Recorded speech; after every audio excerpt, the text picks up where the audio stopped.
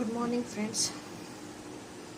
Myself, Dr. Aparna Digre, working as assistant professor at G.D. Patil Samrutka Mahavidyalaya, Daryapur. Today, we are going to discuss on carbohydrate. In carbohydrate, we will take some points: introduction, classification, constitutions of glucose, cyclic structure of glucose, structure of pyranose and furanose, interconversion of aldose to ketone, ketone to aldose, and some structures of fructose, ribose to deoxy D-ribose, sucrose, maltose, starch and cellulose.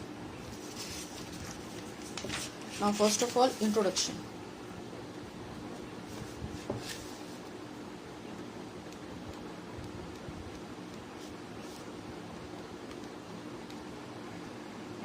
Carbohydrates are naturally occurring compound containing carbon, hydrogen and oxygen atom. Historically, carbohydrates were regarded the hydrates of carbon because their molecular formula corresponds to CxH2O Y. For example, ग्लुकोजचा formula काय C6H12O6 आणि दुसरे हे झालं glucose. दुसरं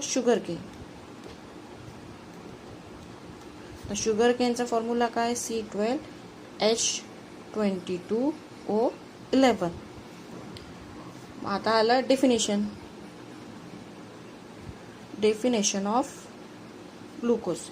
The carbohydrates are defined as the optically active polyhydroxyaldehyde or polyhydroxyketones or substance that can be hydrolyzed to other of than glucose.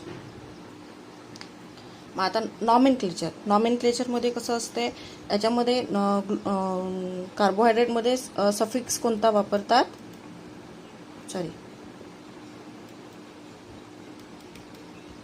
OSE. मग आता कसं ग्लुकोज, फ्रुक्टोज, माल्टोज असं. आणि काही कार्बोनेट्स अशा कार्बोहायड्रेट असे आहे की त्याला OSE हा सफिक्स लागत नाही. एक for example starch, cellulose does not follow the nomenclature. त्यानंतर आहे classification. The classification of glucose is divided into three parts. Polysaccharides. First आहे polysaccharide.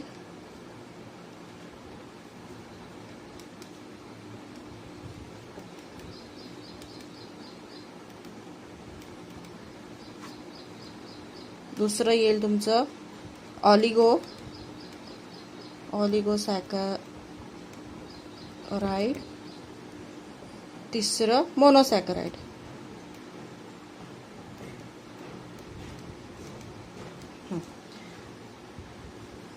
आता फर्स्ट ऑफ ऑल सॅकराइड म्हणजे काय.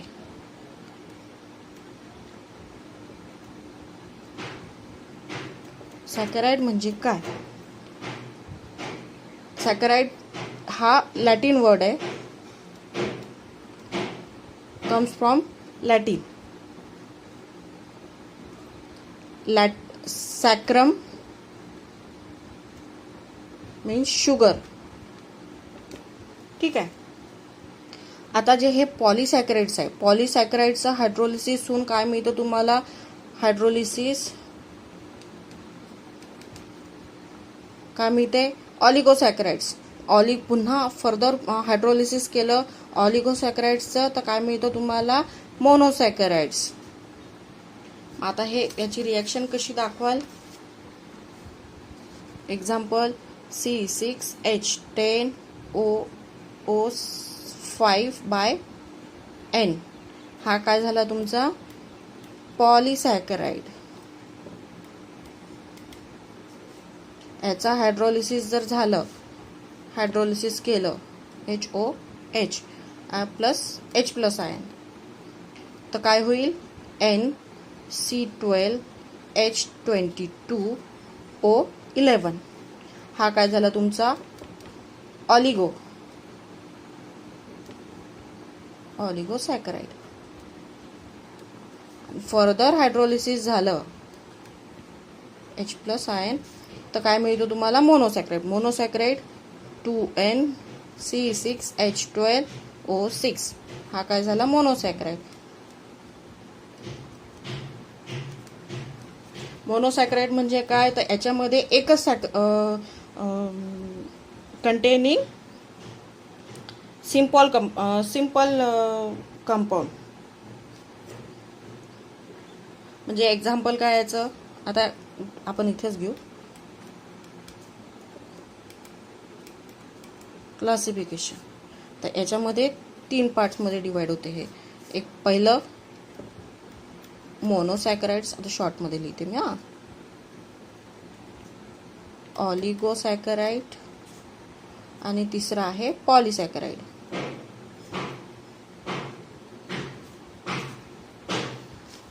ठीक आहे. तर आता हा मोनोसॅकराइड कॅन नॉट कंटेन, याचं पुढे मोनोसॅकराइडचं पुढे हायड्रोलिसिस नाही होत.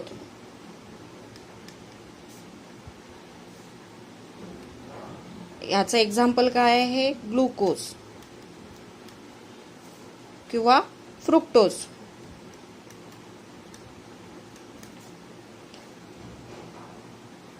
पॉलिसॅकराइड म्हणजे कोणता, C6H10O5.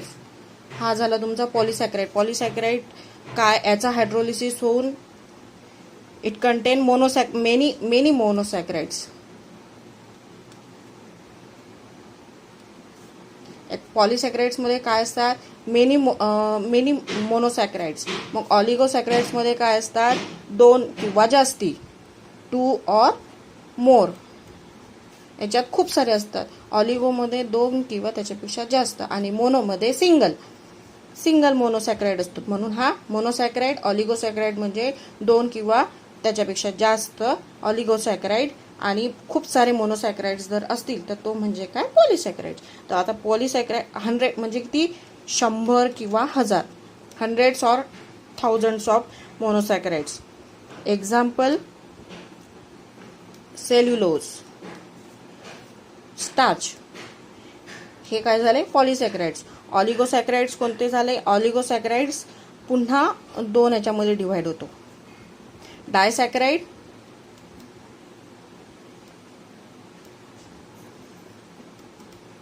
आणि ट्रायसॅकराइड.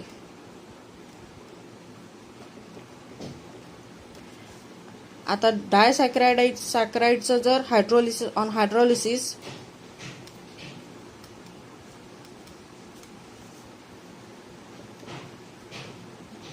2 moles of molecules of monosaccharides.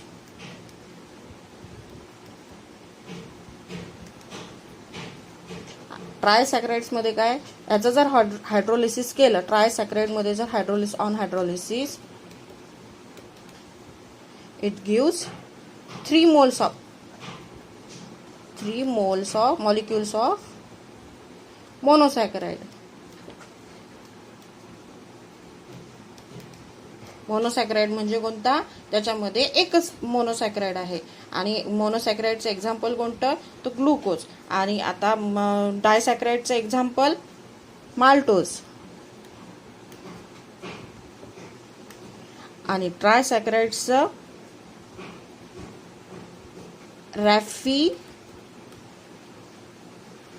रॅफिनोज. हा काय झाला, ट्रायसॅकराइडचा एक्झाम्पल झाला. आणि माल्टोज कोणाचं एक्झाम्पल झालं, डायसॅकराइडचं झालं. आता पुन्हा एकदा आपण क्लासिफिकेशन बघू. Carbohydrate is divided into classified into three types. First is monosaccharide, second is oligosaccharide, third is polysaccharide. Polysaccharide on hydrolysis, it gives polysaccharide contain many monosaccharides. On hydrolysis, it gives oligosaccharides. In oligosaccharides, two or more monosaccharides contains two or more monosaccharides. It is further divided into two parts, disaccharide and trisaccharide. On hydrolysis, it gives two molecules of monosaccharides, for example maltose, and in trisaccharides on hydrolysis, it gives 3 moles of monosaccharides, example is raffinose. And last one is monosaccharides. मोनोसॅकराईड याचं hydrolysis होतच नाही. हा काय राहतो, एक single मोनोसॅकराइड्स म्हणजे glucose किंवा fructose. आता याच्यानंतर आहे कॉन्स्टिट्यूशन्स ऑफ ग्लुकोज.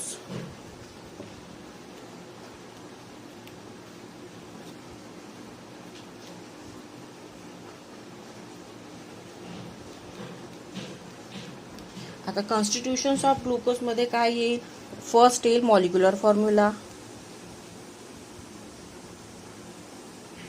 आता मॉलिक्युलर फॉर्म्युला काय आहे ह्याचा, C6H12O6 म्हणजे काय, ग्लुकोज.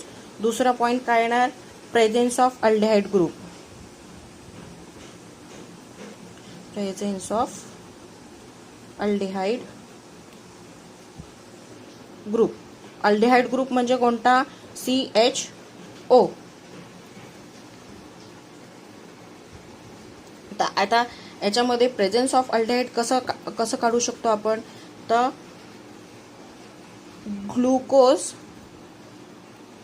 ऑन रिडक्शन, त्याचं जर रिडक्शन केलं ग्लुकोजचं म्हणजे C6H12O6चं जर रिडक्शन केलं इन फेलिंग सोल्युशन,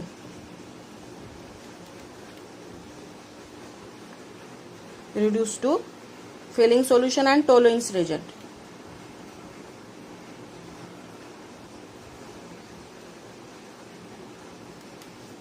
दुसरा काय याच्यामध्ये, ग्लुकोज C6H11O5CHO हा काय झाला तुमचा ग्लुकोज. याचा जर ब्रोमीन वॉटर मध्ये जर याला टाकला, ब्रोमीन वॉटर ऑन ऑक्सिडेशन, इथे काय होईल, ऑक्सिडेशन होऊन काय होईल याचं, C5H11O5COOH म्हणजे हा CHO ग्रुप जो आहे हा कशामध्ये कन्वर्ट झाला, COOH म्हणजे काय, ग्लुकॉनिक ऍसिड. थर्ड काय आहे, glucose forms monoximes with hydroxyl amine. Glucose monoximes तयार करतो कोणासोबत, हायड्रॉक्सिल अमाइन सोबत. फोर्थ पॉइंट आहे, on reduction with HCN it gives cyanohydrins म्हणजे HCN जर सोबत जर हा रिॲक्ट झाला तर काय मिळते इथे, सायनोहायड्रिन. थर्ड पॉइंट आहे त्याच्यामध्ये प्रेझेन्स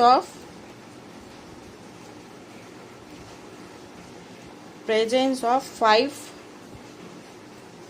हायड्रॉक्सिल ग्रुप.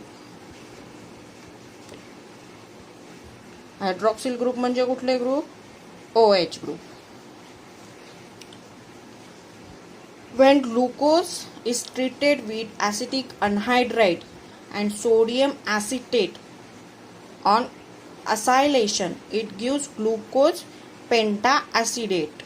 म्हणजे आता तुम्ही आता हा ग्लुकोज कसा लिहाल, CH2OH/4 हा झाला इथे CH2OH, इकडे CHO. याच्यामध्ये काय टाकायचं आहे, ऍसिटिक अनहायड्राइड. ऍसिटिक अनहायड्राइड कसं लिहाल, CH3 C double bond O C double bond COCH3 in presence of sodium acetate NaHCO3. याची रिएक्शन काय होईल? ॲसिटायलेशन होईल. इथे ॲसिटायलेशन होऊन कुठला प्रोडक्ट मिळेल आपल्याला? ग्लुकोज पेंटा ॲसिटेट, म्हणजे CHO CH2OH OH. आता H रिप्लेस होईल, यातला H रिप्लेस होऊन इथे काय येईल? OCOCH3 acetate group. हा जो ॲसिटेट ग्रुप आहे तर हा हायड्रॉक्सिल ग्रुप आणि हा CH3CU डबल बॉन्ड O हा इथे बाय प्रॉडक्ट म्हणून मिळेल. म्हणजे काय? CH3COOH acetic acid. मग उरलेला काय आहे? तर इथे हा COCH3, म्हणजे इथे काय मिळेल तुम्हाला? OCOCH3. ठीक आहे. हा याच्यातला O जास्तीचा लिहिण्यात आला. आता याचं तुम्ही चेन स्ट्रक्चर मध्ये कसं लिहाल? याला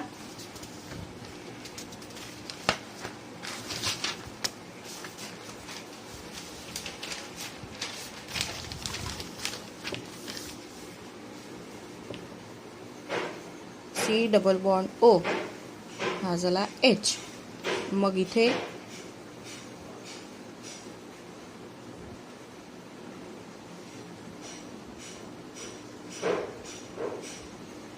OH असतो ना, पहिले ग्लुकोजचं लिहू आपण.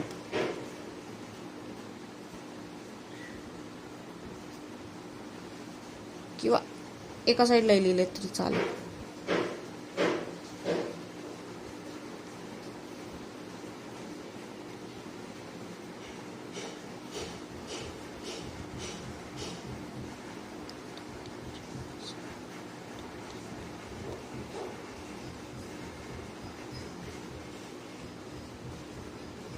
CH2 OH किती झाले? 1 2 3 4 5.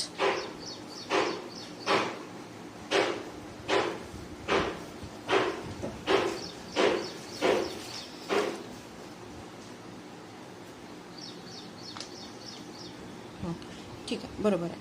आता इथे CH3 C double bond O C double bond O CH3. इथे काय प्रोडक्ट मिळेल तुम्हाला? बघा, C double bond O H हा CHO डबल तसाच्या तसा राहील, हा H तसाच, आणि हा जो हायड्रॉक्सिल ग्रुप आहे हा OH, आणि हा CH3C डबल बॉन्ड O. म्हणून काय निघेल इथे? बाय प्रोडक्ट CH3COOH, आणि इथे काय राहील? OC double bond O CH3. OC double bond O CH3. हा H आहे तसाच, OC double bond O CH3. हा H.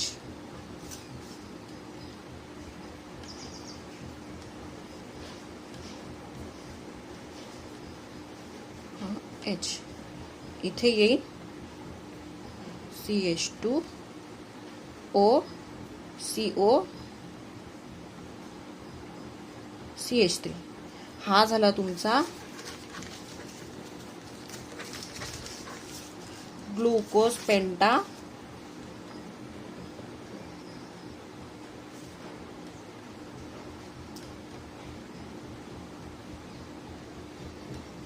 ग्लुकोज पेंटा ॲसिटेट. याला असं लिहू आपण.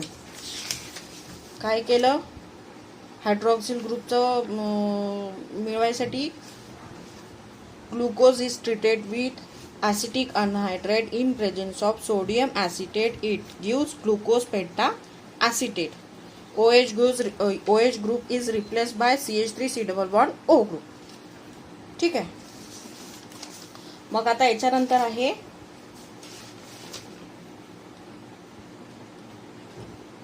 This indicates the presence of 5OH group in glucose. OH group म्हणजे काय, तर hydroxyl group at different carbon atom. झालं, हे प्रूव्ह झालं आपलं इथे. अजून एक वे आहे, तो म्हणजे oxidation of glucose. Oxidation of glucose तर कशासोबत, नायट्रिक ॲसिड सोबत.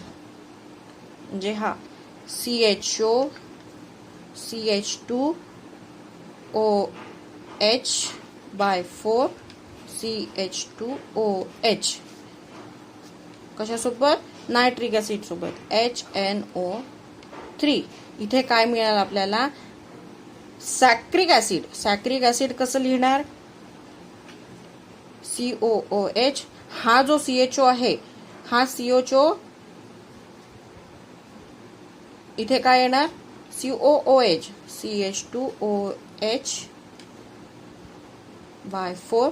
हे जसंच्या तसं राहील आणि इथे पुन्हा COOH. इथं काय ऑक्सिडेशन झालं, CH2OH कशामध्ये कन्व्हर्शन झालं, COOH. दोन्ही साईडला CH2OH/4 दोन्ही साईडला काय लिहिणार तुम्ही, CHO. हा झाला सॅक्रिक ॲसिड.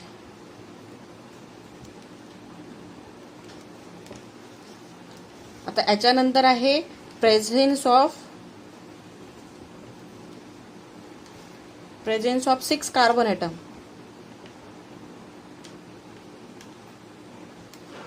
आता ग्लुकोज मध्ये 6 कार्बन ॲटम आहे. हे कसं प्रूव्ह करणार, तर हे प्रूव्ह करणार आपण, glucose is treated with C6H12O6 when treated with HCN it gives cyanohydrin. पहिलं सांगितलं हायड्रीन.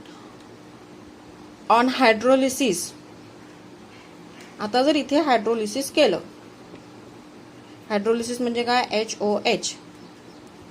तर इथे मिळतो तुम्हाला हेप्टॉनिक ॲसिड. आणि फर्दर याचं रिडक्शन केलं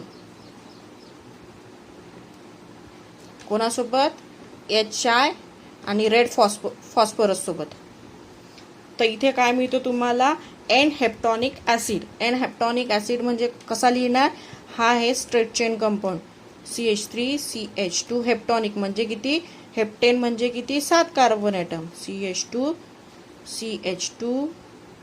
CH2 किती झालं, 1 2 3 4 5 6 आणि हा CH2COOH. हा झाला तुमचा एन हेप्टॉनिक ॲसिड. आता याला स्ट्रेट चेन मध्ये कसं लिहाल, स्ट्रेट चेन स्ट्रक्चर कसं राहील याचं, पेंटाहायड्रॉक्सी अल्डेहाइडचं. याला हे लागेल ना, हायड्रॉक्सिल ग्रुप CH3 CH2 नाही CH. आता येईल CH, इथे येईल OH CH OH CH OH CH OH. इथे CH2 OH. हा काय झाला, पेंटा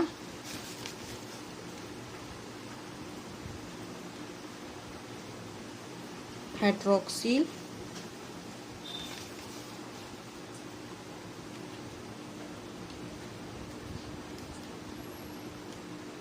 अल्डेहाइड.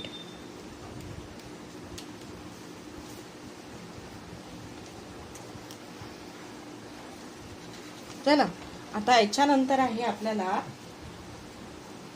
याच्यानंतर कुठला पॉइंट आहे, कॉन्स्टिट्यूशन्स ऑफ ग्लुकोज. हा पॉइंट इथे क्लिअर झाला. Cyclic structure of glucose. आता cyclic structure of glucose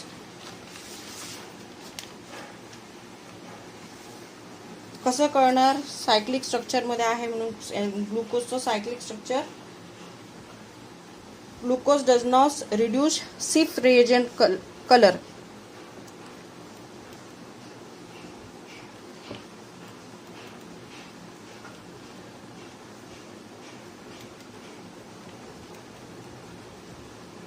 does not reduce, restore. दूसरा पॉइंट आहे, like other aldehyde, glucose does not react with sodium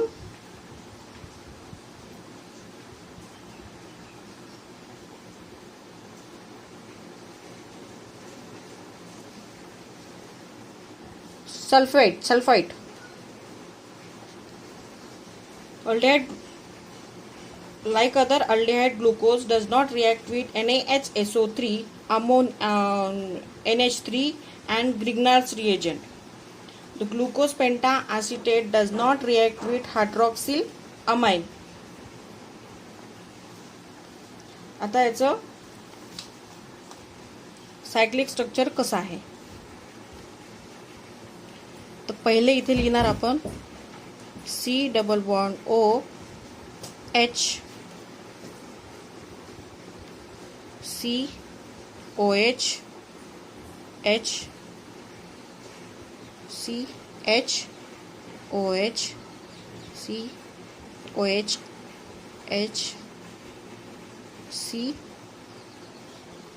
हा OH इकडे H CH2OH. आता ह्या ऑक्सिजन वरती काय आहे? लोन पेअर आहे. मग हे लोन पेअर कुठे जाईल? या ऑक्सिजनकडे जाईल आणि ही पण इथेच जाईल. मग हा ऑक्सिजन काय निगेटिव्ह होईल आणि हा कार्बन पॉझिटिव्ह होईल. तर याच्यामध्ये काय होईल? बॉन्ड फॉर्मेशन होईल. कसं होईल? COH H COH H CHOH COH H आणि इथे CH2OH. याच्यामध्ये जो हा ऑक्सिजन ॲटम इथे लागेल. हे काय आहे? इंटर कन्व्हर्जन आहे, रिव्हर्सिबल आहे. हा प्रोडक्ट याच्यामधला त्याच्यामध्ये, याच्यामध्ये रेझोनन्स टाईप. इकडे हा कोणता झाला? Alpha D glucose. याचा मेल्टिंग पॉइंट काय आहे? 146 डिग्री सेंटीग्रेड. आता आपल्याला पाहायचं आहे beta D glucose. Beta D glucose कसं लिहिणार? CHOH COH H CHOH COH H CH2 sorry, इथे हा कार्बन असाच राहील, इथे हायड्रोजन राहील आणि इथे CH2OH. मग आता इथे मध्ये ऑक्सिजन राहील. हा झाला beta D glucose. Melting point 150 degree centigrade. आणि हा काय झाला? D glucose open chain.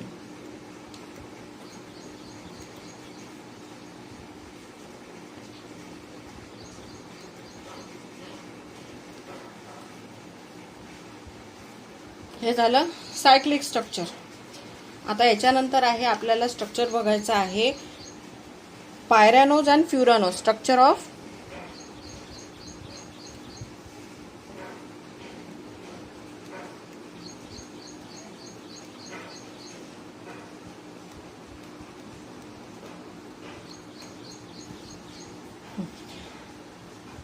आता पायरॅनोज आणि फ्युरानोज म्हणजे काय? The 6 membered ring from glucose is called as pyranose. म्हणजे ग्लुकोजमधली जी 6 कार्बनची जी रिंग आहे ती म्हणजे काय, पायरॅनोज. आणि फ्युरॅनोज म्हणजे जी 5 मेंबर्ड रिंग आहे त्याला म्हणतात furanose. A carbohydrate containing 5 membered ring is furanose. म्हणजे आता हा झाला ऑक्सिजन, हा काय झाला तुमचा फ्युरॅनोज. आणि हा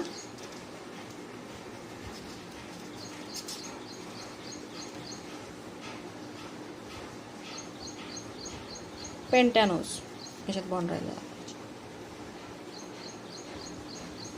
हा पायरॅनोज.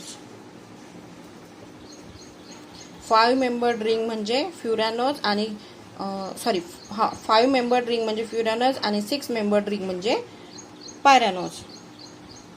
तर आता याचं स्ट्रक्चर कसं दाखवाल, तर हा ऑक्सिजन ॲटम, 5 मेंबर्ड रिंग काढायची, 6 मेंबर्ड. पहिला आपण पायरॅनोजचं बघतोय ना. हां,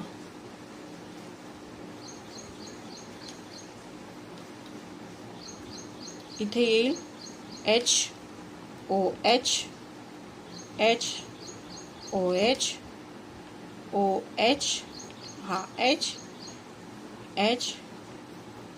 OH, CH2OH, हा H. ठीक आहे. आता हा down hydroxyl atom, hydroxy group जो आहे,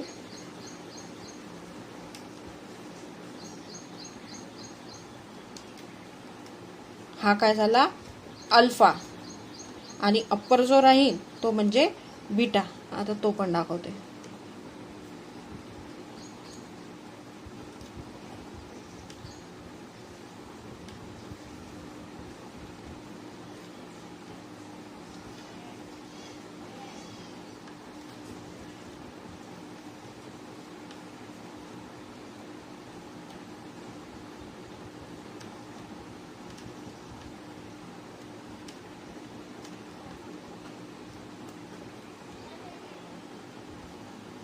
आता याच्यामधला हा इथला जो हायड्रॉक्सी ग्रुप आहे, OH ग्रुप आहे, हा कोणत्या पोझिशन कसा आहे, अप मध्ये. अप म्हणजे हा कोणता, हा झाला बीटा. हा अप मधला बीटा आणि डाऊन मधला अल्फा. हा झाला तुमचा अल्फाच लिहिते, बीटा डी ग्लुको पायरॅनोज.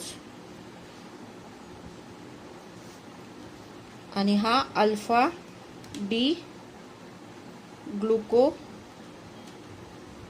पायरॅनोज. आता पाहायचं आहे फ्युरॅनोज. फ्युरॅनोज म्हणजे कोणतं, 5 मेंबर्ड रिंग. ही अशी. इथे काय लिहिणार, HOH, HOH, HOH, CH2CHOH.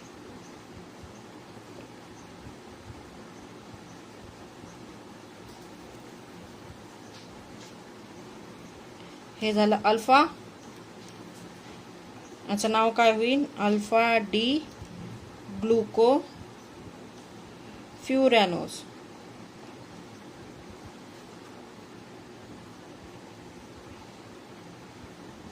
इकडे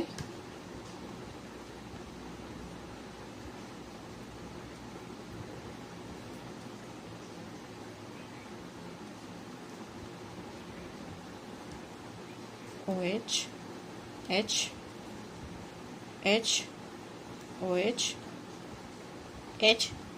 CHOH, CH2OH.